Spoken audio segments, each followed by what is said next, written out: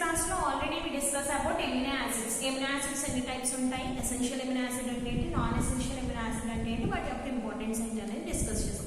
Today we discuss about proteins. Proteins are the building blocks of amino acids. అంటే amino acids రెండింటిని కలిపితే మనం amino acids 2 నుంచి ఇంకా ఎక్కువ, 2 నుంచి ఎక్కువ అంటే 2 నుంచి ఒక 100 amino acids అలా కలిపితే మనం వచ్చేదాన్ని ఏమంటాము అంటే ప్రోటీన్ అంటాం. అంటే ఒక్క దాంట్లో 100 ఎమినో యాసిడ్స్ ఉంటే దాన్ని మనం ఏమని పిలుస్తున్నాము అంటే ప్రోటీన్స్ అంటాం. దాన్ని ఏమంటాం మనం ప్రోటీన్స్. అలాంటి ప్రోటీన్స్ కి మాలిక్యులర్ మాస్ ఎంత ఉంటుందంటే 10,000 మాలిక్యులర్ మాస్ ఉండడం జరుగుతుంది. ఫర్ ఎగ్జాంపుల్ గా మనం 2 ఎమినో యాసిడ్స్ ని తీసుకున్నాము. ఒకటి glycine 2NH2 CH2 COOH. This is the glycine ని తీసుకున్నాను.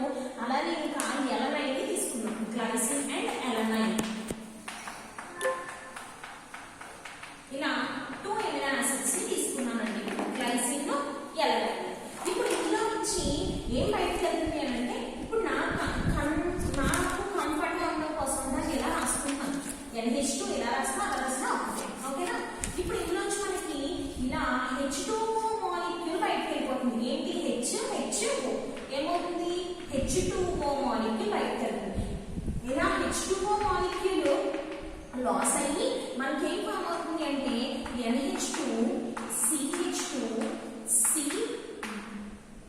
CO NH CH COOH. మనము ఇక్కడ ఉన్న ఈ బాండ్ అంటే CONH బాండ్ అని చూసారా, CONH ని మనం ఎమైడ్ గ్రూప్ అంటాము. ఈ amide group, this is the amide group. ఈ ఎమైడ్ గ్రూప్ నే ఇలా CONH ఆ బాండ్ నే మనం ఏమంటామంటే పెప్టైడ్ బాండ్ అంటాం. మనం పెప్టైడ్ బాండ్ చూడమ్మా, మళ్ళీ చెప్తున్నాం. ఇది గ్లైసిన్ అమ్మా. ఓకేనా? ఇది ఒక ఎమినో ఆమ్లం. ఈ ఎమినో ఆమ్లాన్ని దేంతో కలుపుతున్నాను, ఎలనైన్ తో కలుపుతున్నాను. ఎలనైన్ తో కలిపినప్పుడు ఇవి రెండు కలిపి నీటి అణువుల్ని కోల్పోయి ఇలా ఎమైడ్ గ్రూప్ ఉన్న ఇలా ఎమైడ్ గ్రూప్ ద్వారా కనెక్ట్ అయి ఉంటాయి. ఈ ఎమైడ్ గ్రూప్ తో కనెక్ట్ అయిన ఈ బాండ్ ని మనం ఏమంటాము అంటే పెప్టైడ్ బాండ్ అని పిలుస్తాం. ఏమంటాం దీన్ని? Peptide bond. ఇందులో ఎన్ని ఎమినో యాసిడ్స్ ఇన్వాల్వ్ అయ్యాయి? 2 ఎమినో యాసిడ్స్. అంటే 2 ఎమినో యాసిడ్స్. ఎన్ని ఎమినో ఆమ్లాలు ఉన్నాయి ఇందులో? 2 ఎమినో ఆమ్లాలు ఉంటే ఎన్ని పెప్టైడ్ బాండ్స్ ఫామ్ అవుతాయి?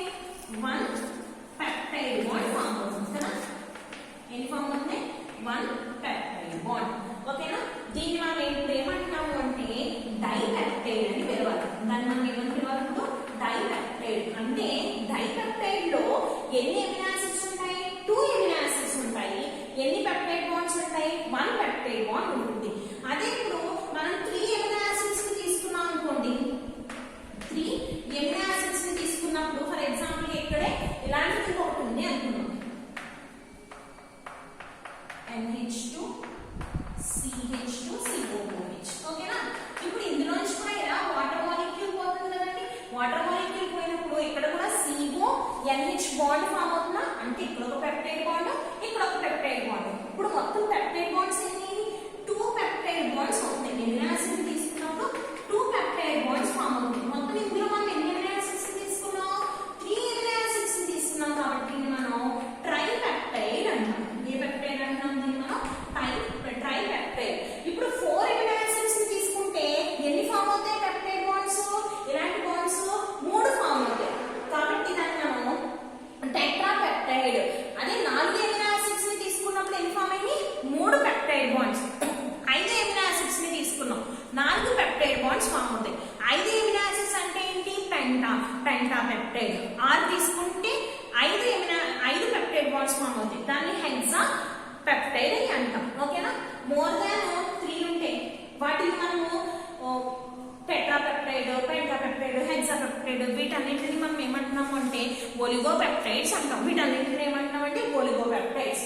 అదే పెప్టైడ్ బాండ్స్ ఫామ్ అవ్వడానికి more number of peptide bonds form అవ్వడానికి more number of amino acids ని తీసుకుంటే, అంటే మనకి పాలీ ఎమినో యాసిడ్స్ ని తీసుకుంటే పాలీపెప్టైడ్ బాండ్స్ ఫామ్ అవుతాయి.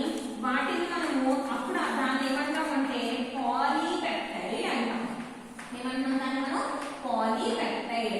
ఈ పాలీపెప్టైడ్ మనం ఏమని పిలుస్తున్నాము అంటే ప్రోటీన్ అంటాం. ప్రోటీన్స్ అంటే మనం చెప్పచ్చా building blocks of amino acids. దేని ద్వారా ప్రోటీన్స్ ఫామ్ అవుతాయి? ఎమినో యాసిడ్స్ ని పెప్టైడ్ లింకేజ్ ద్వారా కలపడం ద్వారా మనకి ప్రోటీన్స్ అనేవి ఫామ్ అవుతున్నాయి. ఓకేనా? ప్రోటీన్స్ అనేవి ఎలా ఫామ్ అవుతున్నాయి అర్థమైంది కదండి. ఏ లింకేజ్ ఉంటుంది అందులో? Peptide linkage. నెక్స్ట్ మనకి ఈ ఎమినో యాసిడ్ ఒకవేళ కొన్ని ఎమినో యాసిడ్స్ ప్రోటీన్స్ అంటే ఎన్ని ఎమినో యాసిడ్స్ ఉండాలి? పాలీ అంటున్నాం కదా. పాలీ అంటే ఎన్నో చూద్దాం. పాలీ అంటే ఫర్ ఎగ్జాంపుల్ మనం 100 ఎమినో యాసిడ్స్ ని తీసుకున్నాం. 100 ఎమినో యాసిడ్స్ ని తీసుకున్నప్పుడు ఇక్కడ మనకి 100 ఎమినో యాసిడ్స్ తీసుకుంటే ఎన్ని పెప్టైడ్స్ ఫామ్ అవుతాయి? 99 పెప్టైడ్ బాండ్స్ ఫామ్ అవుతాయి. ఓకేనా? ఒకవేళ మనం తీసుకున్న మనకి ప్రోటీన్ లో 100 ఎమినో యాసిడ్స్ కానీ ఉంటే దాన్ని మనం ఏమంటున్నాం అంటే మనం తీసుకున్న స్ట్రక్చర్ లో మనం తీసుకున్న పాలిమర్ చైన్ ఏదైతే ఉందో అందులో 100 ఎమినో యాసిడ్స్ ఉంటే వాటిని మనము ప్రోటీన్స్ అని పిలుస్తాం. అంటే 100 ఉంటేనే పిలవాలంటే మరి ఇన్సులిన్ లో 51 ఎమినో యాసిడ్స్ ఉంటాయి. దాన్ని కూడా మనం ఏమంటాము? ప్రోటీన్ అని పిలుస్తాము. ఓకేనా? ఇన్సులిన్ లో కూడా ఏముంటాయి? ఇన్సులిన్ లో ఏముంటాయమ్మా? ఇన్సులిన్ లో 100 ఉండొచ్చు లేదా మోర్ దాన్ 100. 100 కంటే ఎక్కువ ఉంటే వాటిని ప్రోటీన్స్ అనేస్తాము. 51 ఎమినో యాసిడ్స్ ఉంటాయి. ఎందులో? ఇన్సులిన్ లో. ఇన్సులిన్ లో ఎన్ని ఉంటాయి? 51 ఎమినో ఆమ్లాలు ఉంటాయి. దాన్ని కూడా ఏమంటున్నాము? ప్రోటీన్స్ అని పిలుస్తున్నాం. ఓకేనా? నెక్స్ట్ మనకి ఈ ప్రోటీన్స్ యొక్క స్ట్రక్చర్. మరి ప్రోటీన్స్ అంటే అర్థమైంది కదా. ప్రోటీన్స్ అంటే ఏంటి? ప్రోటీన్స్ లో పెప్టైడ్ లింకేజ్లు ఉంటాయి. పెప్టైడ్ లింకేజ్ ఎలా వస్తుంది? By the combination of amino acid. ఎన్ని ఎమినో యాసిడ్స్ కావాలంట? 100 కంటే ఎక్కువ ఎమినో యాసిడ్స్ ని కలిస్తే పెప్టైడ్ లింక్స్ ద్వారా మనకి ప్రోటీన్స్ అనేవి ఫామ్ అవుతున్నాయి. ఓకేనా? ఎలా ఫామ్ అవుతున్నాయి? పెప్టైడ్ లింకేజెస్ ద్వారా ప్రోటీన్స్ అనేవి ఫామ్ అవుతాయి. మరి ఇప్పుడు ప్రోటీన్ యొక్క స్ట్రక్చర్ ని చూసుకుంటే ప్రోటీన్స్ వాటి యొక్క స్ట్రక్చర్ మీద డిపెండ్ అయ్యి ప్రోటీన్స్ ఎన్ని టైప్స్ గా డివైడ్ చేస్తామంటే 2 టైప్స్ గా డివైడ్ చేస్తాం. ఒకటి హైడ్రస్ ప్రోటీన్, 2 గ్లోబ్యులర్ ప్రోటీన్. ఒకటి పోగు ప్రోటీన్లు, 2 గోళాత్మక ప్రోటీన్లు. ప్రోటీన్స్ ఎన్ని టైప్స్ అండి? Based on the structure. First protein ఏమంటాం మనము? Fibrous protein.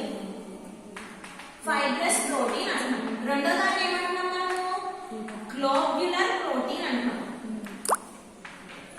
Globular protein. రెండో దాన్ని గ్లోబ్యులర్ ప్రోటీన్ అంటాం.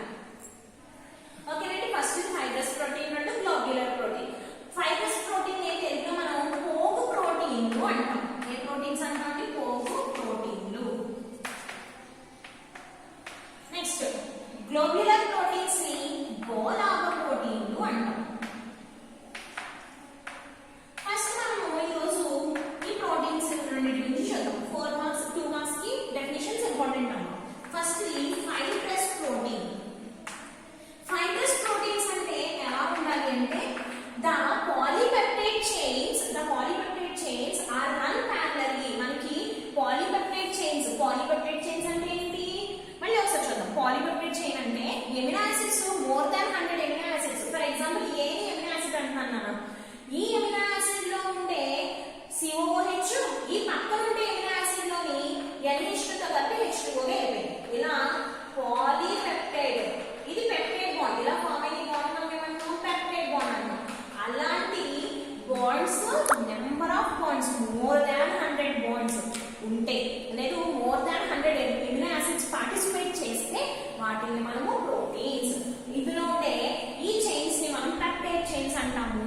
మోర్ దాన్ 100 ఉంటాయి కాబట్టి వాటిని మనం పాలీపెప్టైడ్స్ అని పిలుస్తున్నాము. ఓకేనా? నెక్స్ట్ అంటే మనం 2 to 6 అంటే టెట్రా నుంచి హెక్సా వరకు ఒలిగో అంటాం.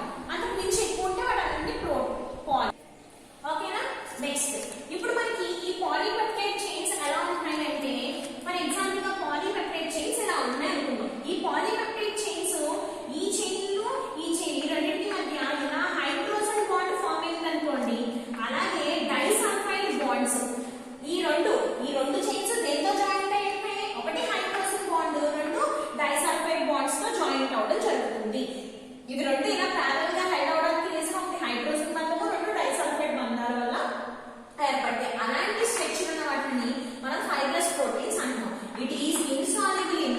వాటర్, వాటర్ లో కరగదు, ఇన్సాల్యుబుల్ ఇన్ వాటర్. దీనికి ఎగ్జాంపుల్ మయోసిన్. మయోసిన్ అంటే మనకి మజిల్స్ లో ప్రెసెంట్ అయి ఉంటుంది, ఓకేనా, మయోసిన్. నెక్స్ట్ కెరటైన్.